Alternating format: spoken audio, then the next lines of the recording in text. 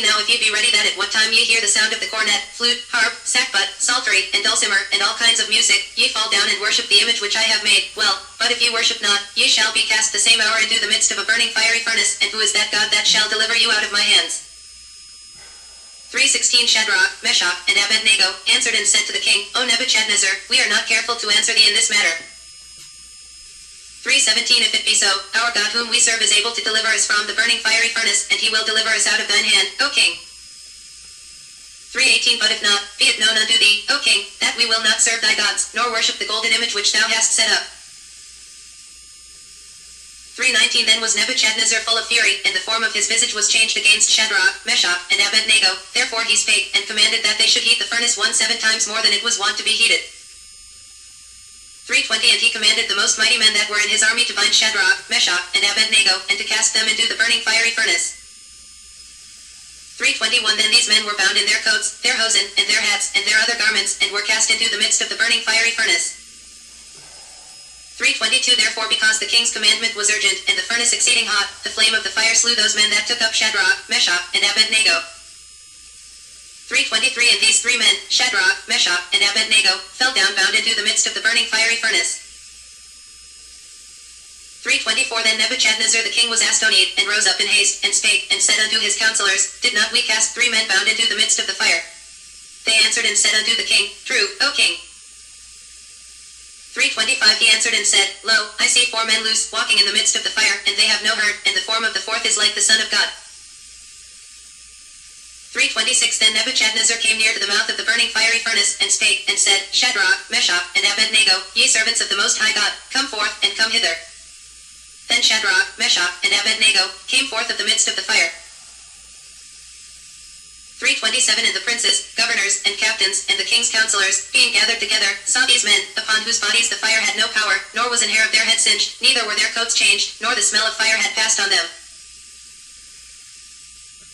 3:28 Then Nebuchadnezzar spake, and said, Blessed be the God of Shadrach, Meshach, and Abednego, who hath sent his angel, and delivered his servants that trusted in him, and have changed the king's word, and yielded their bodies, that they might not serve nor worship any god, except their own God. 3:29 Therefore I make a decree, that every people, nation, and language, which speak anything amiss against the God of Shadrach, Meshach, and Abednego, shall be cut in pieces, and their houses shall be made a dunghill, because there is no other God that can deliver after this sort. 3:30 Then the king promoted Shadrach, Meshach, and Abednego in the province of Babylon. In the spirit of the Unitarian Church, I'm going to provide just a smidgy bit of religious re-education.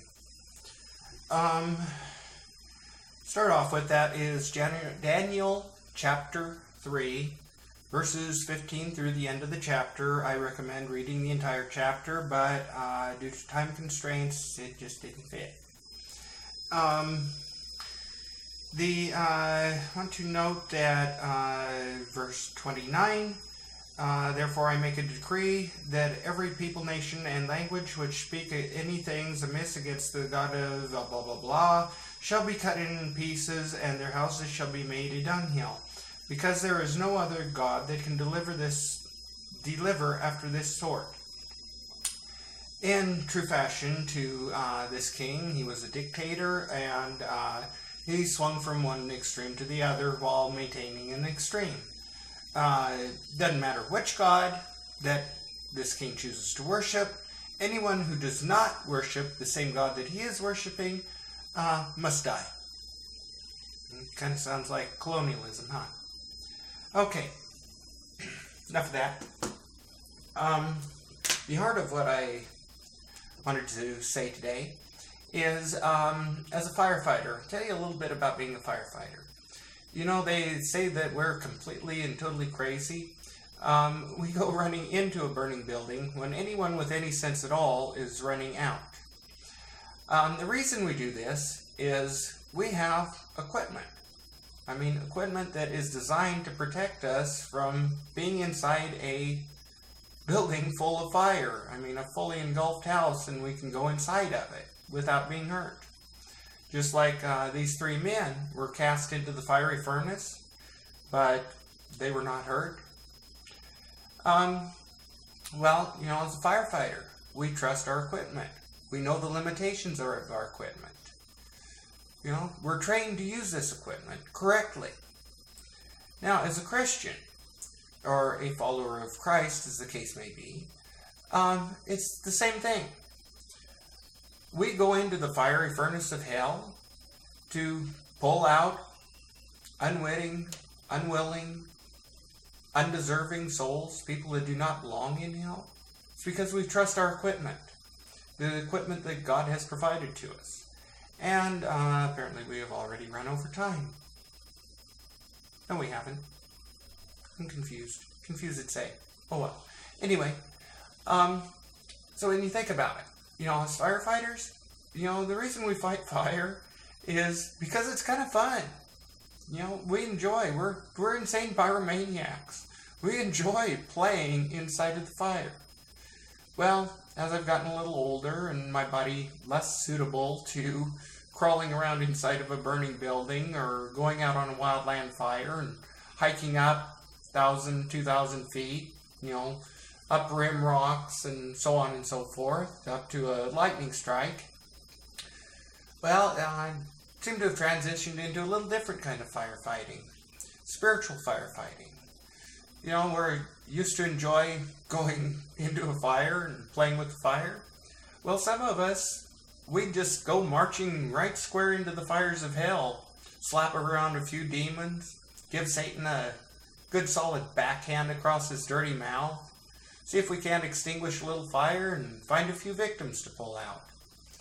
And we kind of, we spend a lot of our time hanging out in hellfire because we have the proper equipment.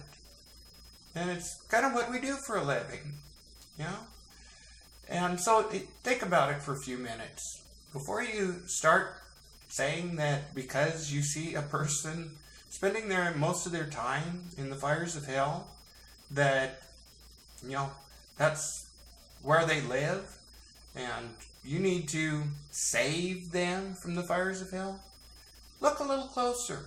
Look at the equipment. Are they equipped to be in there pulling souls out of the fires of hell? If they are, then maybe you ought to stay out of their way. That makes sense to people? I sure hope it does. Because I have got way too many people who insist they have to save me from hellfire. Just like you would not go in and pull a firefighter out of a house that's burning when you do not have the proper equipment to be going in that house in the first place. Just let us do our job.